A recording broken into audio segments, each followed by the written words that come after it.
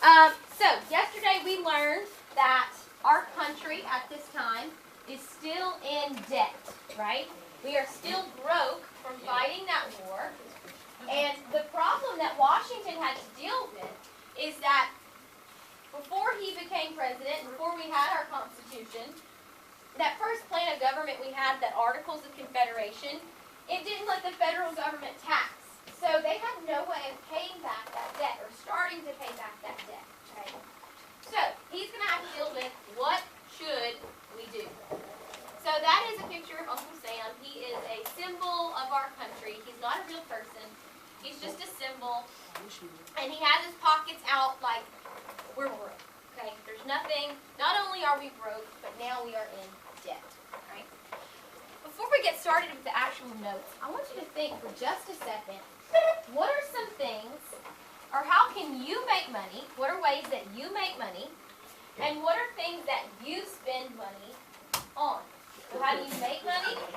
And what are things that you spend money on? Guys, you should be talking unless I've called on you. Yes, ma'am.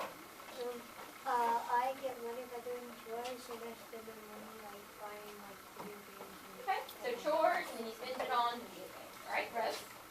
I get my money by babysitting and spend it on shoes and food. Okay, babysitting and shoes and food. All right, Brianna? Same thing. I like babysit my siblings, and I spend money on food and clothes. Okay, all right. And Taylor? I make money by doing my neighbor's yard work, and I spend my money on food. Food. This is a common recurrence. Yes, ma'am. I get my money from my birthday. Your birthday? Yeah, and I save it up, and I spend it on snacks. Snacks. All right, I like it. Raylan? I make my money by working for my dad, and I spend it on snacks. All right, snacks. Alex? I have Ladies? to work a job to get money. Okay. And I don't really spend my money. You don't really spend it? I Good for you. don't Dante? I make my money by doing senior work and football, and I spend it on V-Bucks.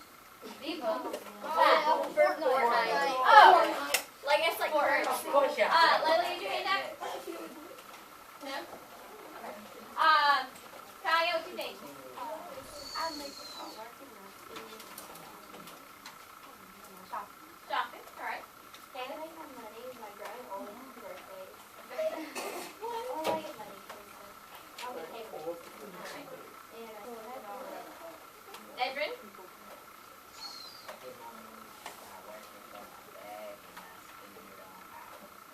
iTunes, okay. All right, so I make my money by coming to work every day. And I spend my money mostly on bills. House payment, car payment, internet, all that stuff, right? I also spend a lot of money at Target. I don't know why, but I always see stuff I like at Target. Now that you know, like, kind of what your budget looks like, you know how you can make money, you know what you spend your money on. I want you to think about our country. How are some ways our country makes money, and what are some things our country spends money on? Okay, guys, we've got to stop the talking out of turn. It has got to end, or we will not make it through the school year. Hey, what are some ways our country makes money and spends money? We make money from like taxes and stuff, and we spend it on like either like we spend it on like military stuff or stuff to make just like the main things that we. Good, so he says taxes and they spend it on military. I agree. Waylon? Like they get it from taxes, but they spend it on like say like the wall that Trump built in. Right. Spend on them for that. All right, Kaya? None of you raise your hand, so don't speak. That would be taxes. So taxes? Yeah, and they just spend more money. Like, The lights that I read, the one that broke it. What? The traffic. Oh, traffic light. Okay, thank you. Krishna? Land by selling and trading, you think? Okay, upgrading military. Logan? They get money from taxes and they spend it on taxes.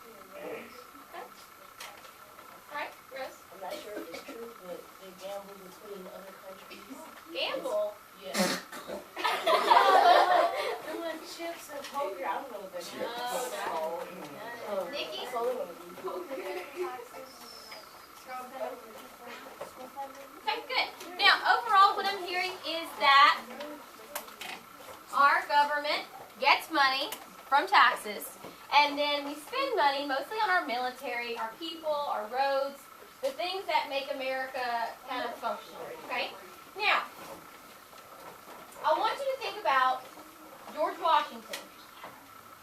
He knew we were in debt. He knew that these people didn't like taxes. So he had to figure out a plan to come up with how can we repay this debt, not only repay our debt, but finally start to make some money so that we can do all of those things for our country, provide the military, take care of the people, okay? Every president, and we've kind of talked about this a little bit before, every president has something called a cabinet. This is a group of people that the president has handpicked to help him make decisions, okay? Part of his cabinet, Logan, quit doing that, is a guy named Alexander Hamilton, okay? Now, his job was Secretary of the Treasury. His job was to figure out how are we going to pay back our debt and how are we going to make a profit for our country, okay? So, here is his plan that we're focusing on today. His plan has 3 parts, okay? So on your notes you have 1, 2, and 3 at the top. 1 goes on each line. So, 3-part plan. He said if you do these things, George Washington, then we will pay back the debt and we will be able to make profit. So the first thing he said we have to do, we'll talk about each one, is something called tariffs. The second thing that he said, if you do this, George Washington, you will make and pay back our debt. An excise tax. We don't know what that is yet. And then create a national bank. We all know what banks are. This is how they got banks.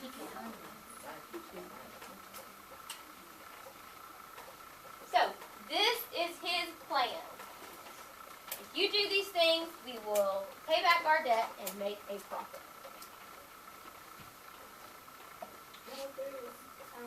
Create a national bank. Yes, sir. So how are they going to get their money back if they got to build a whole big building? We're going to talk about it. You'll see. Alright, so what is a tariff? A tariff, ignore that. A tariff is a tax placed on imported goods. So right below where it says tariff, in that bubble, you're going to write tax on imported goods. Tax on imported goods. Okay? I'm still so confused.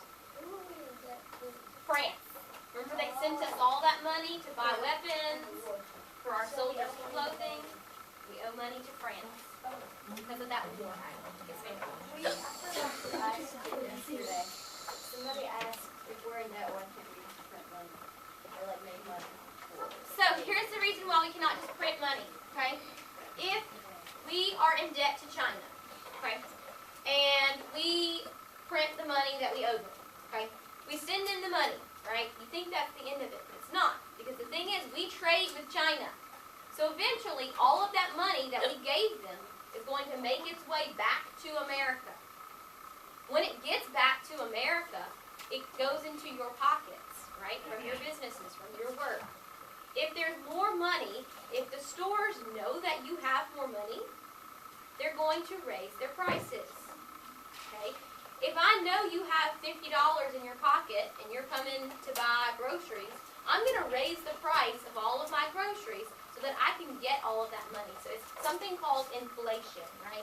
The more money that you have out, the higher the prices are. It is very simple, yes. So what is a tariff? Okay, a tariff is a tax on imported goods.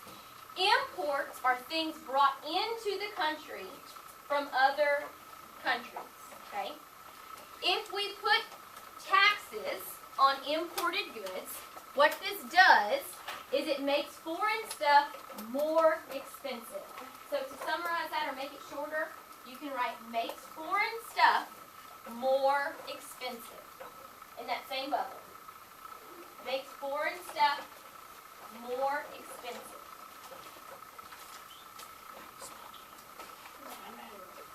So if foreign products, if products from other countries are more expensive, are you willing to buy products from other countries or things made in America? Yeah, made in America because they're going to be cheaper. Yes. Why do everything say made in China? I don't know, because it is. So we are making foreign stuff brought into the country. We're making them pay a tax on that item.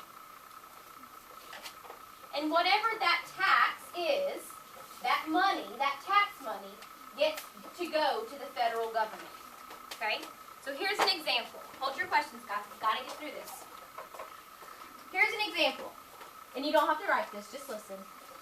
If China is selling plastic cups in America, they plan to sell each cup for $3. But now, because of this tariff, they have to pay an additional $1 because of the tariff. So now they raise the price of that cup from $3 to $4. Okay? And that additional $1, that goes to the federal government. They get to keep that money to start paying off that debt. However, if cups are made in Ohio, here in America, they don't have to pay that tariff, right? It's not as high, okay? So, number one, it makes other countries' stuff more expensive, and it makes people want to buy things made in America. Yes, sir? So they do that today too? They still do this today. So America, like, they don't want to price that so they get more. Sure. I mean, if you're willing to spend more to import goods, then that additional tariff money goes to the government. Yes. Isn't it tariff like a tax? Like if you do additional tax that you have? It is additional tax, exactly correct.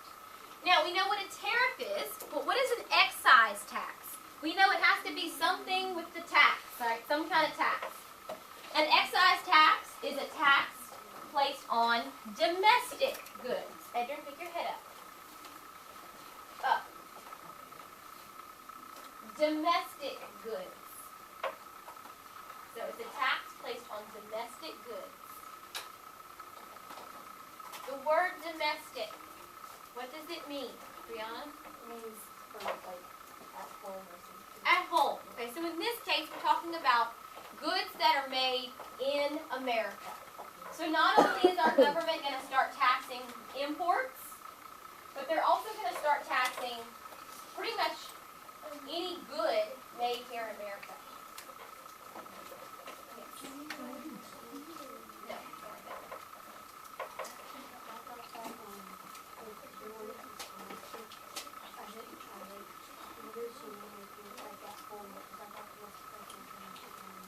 It lives in your home. Now, it says most notably whiskey. Okay? At this time, one of the things that America was famous for making was whiskey. Like the alcoholic beverage whiskey. Because they grew a lot of corn. And if they couldn't get the corn to the market in time to sell it, then they were stuck with all of this bad corn. So what they learned how to do is to take that corn that was, technically expired, and they would put it into a wooden barrel and let it ferment, right? And what happens is eventually, once you add water and all the other stuff, it will be whiskey, right? So our country is taxing imports and stuff made here in the United States, okay? It's the same idea, and you don't have to write that. It's the same idea as the tariff, except for it's goods here in the United States. What about a bank? Why do we want a national bank? Okay? What it does, and I'll tell you what to write, it gives our government, you can write this, gives our government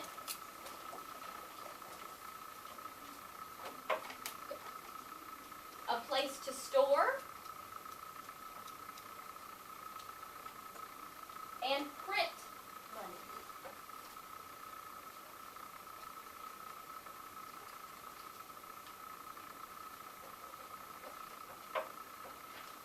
And then write also make loans.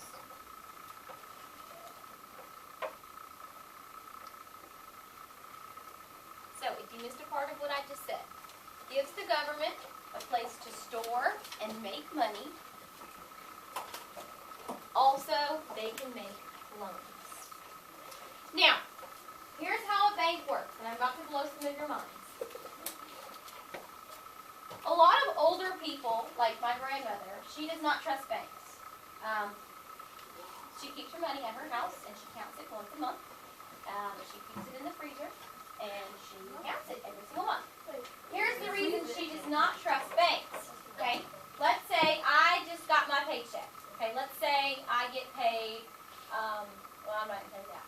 But let's say I get my paycheck, and I go to the bank, and I deposit that money into my account, right? When I log in on my phone to my Regions account, it will tell me how much money I have, right? Once I deposit that money into that bank, what they do with that money, they don't go store it somewhere. What they do is they actually give it to other people. It's called loans. When you take out a loan from a bank, you're getting other people's money that they have deposited into the bank. So technically, right now, my paycheck that I just deposited is probably not in that bank. Okay? They probably loaned that money out. Here's how banks make a profit. When you take out a loan, you go to the bank and you say, I need a loan for $100,000. Okay? Say you're about to buy a house. They'll say, okay, we'll give you that $100,000, but you have to pay something called interest. For every year or every month that you have out that loan, you have to pay towards that loan, whatever your monthly note is, plus interest.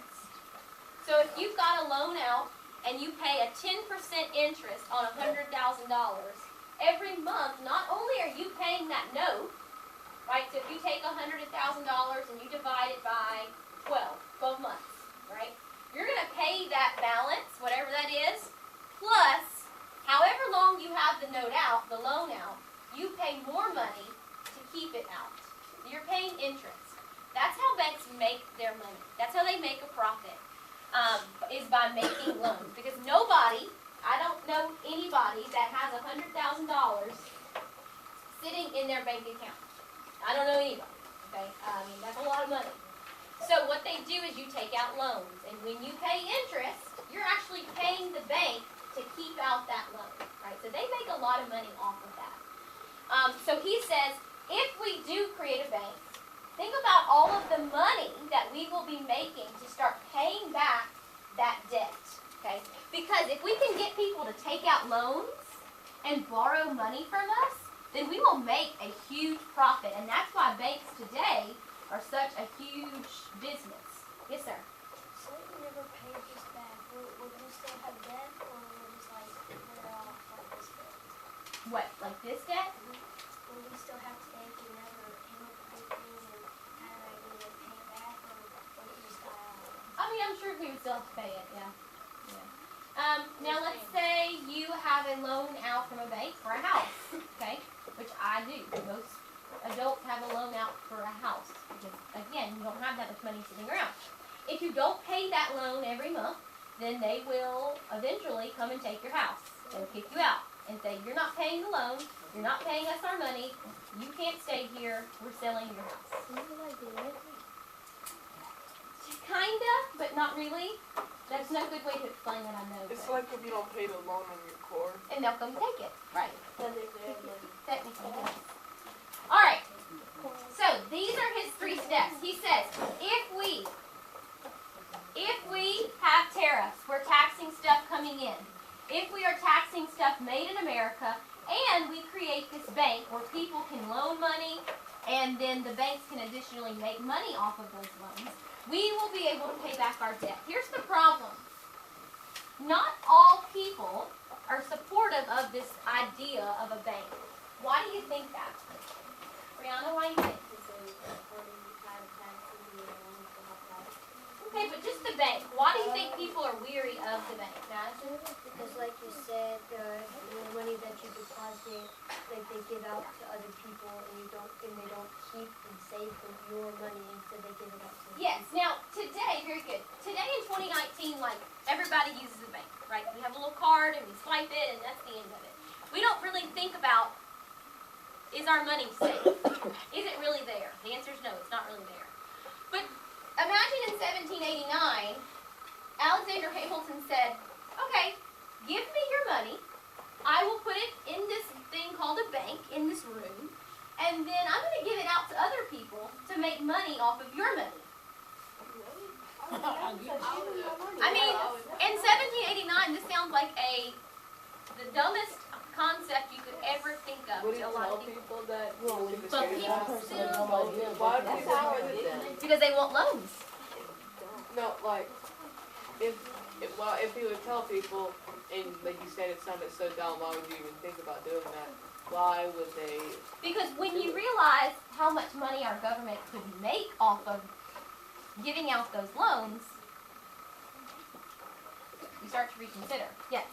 Like, so say like up here, not in this state, probably like, and probably not, there's probably not that many, and not every little America, but like, and some people, how they're super rich, like billionaires and stuff, say they went to a bank and they wanted to deposit, they wanted to take out $500,000 cash, like, would the bank give them, could they walk in and then just walk right back out with cash? If the bank has that much money. So every bank, there's like a certificate that they have to have, and it tells them like the level of the banking system, and every bank can only have so much money there. Like there's a limit. Once you go over that much, you actually have to deposit it into the national banking system. It gets real complicated. Like real complicated. So somebody had like 3 accounts or like different banks, like say there's 3 banks and somebody has one account with one and another one with the other. That could they do it because they didn't have enough room in one bank? They could. That's a lot of. So, people, especially in 1789, are very weary of this idea called a bank. Okay. Here is what is it doing? Okay. Okay, it's not working. Here's another reason. It's not on there. I don't know if it's on your notes. Okay, it is on your notes. So right below the bubble, here is why, another reason why people are like, hold up, wait, you can't do this. If you remember, all of those powers we talked about in the Constitution, each branch can do certain things. Nowhere at all is it mentioned that our government can create a national bank. So a lot of people are saying, well, wait a minute. You just made this new plan of government, but you failed to include this? Well, if it's not written, then you can't do it. You can't do this. So, here's what happens. Alexander Hamilton's a very smart man. He has a loophole. And we've kind of talked about this loophole a little bit. Because he says, well, I disagree. Okay? He says there's only one way to read, right? Left to right. But there are 2 ways to read the Constitution. One. He's going to find a loophole in the Constitution to do this bank. Okay? So he says, well, I disagree. Because I think that if it's not listed in the Constitution, we should still get to do it. Because of something we're about to talk about. So how can you read the Constitution? Okay? 2 different ways. There's something called strict interpretation.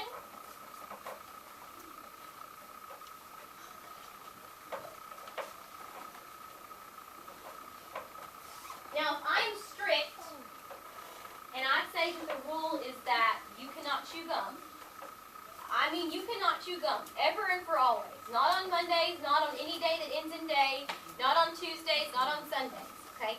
I mean every single word that I wrote down, right? That is strict. I'm being very strict, right? He says that if you read the Constitution with a strict interpretation, how you interpret it, then you believe every single word that is written. Okay? The government can only do what is written in the Constitution. So just that first one is what you need to write. Actually, the first two. I'm sorry. He says that's one way to read it.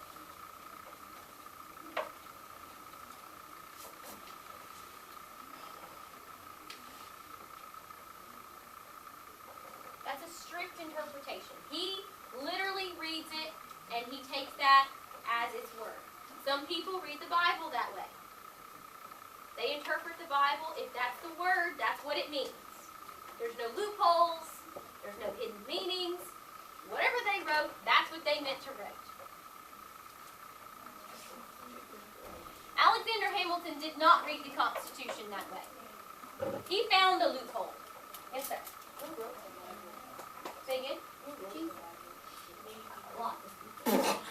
That's a class for another day. Oh, y'all go ahead and pack up. I'm sorry. We'll finish tomorrow.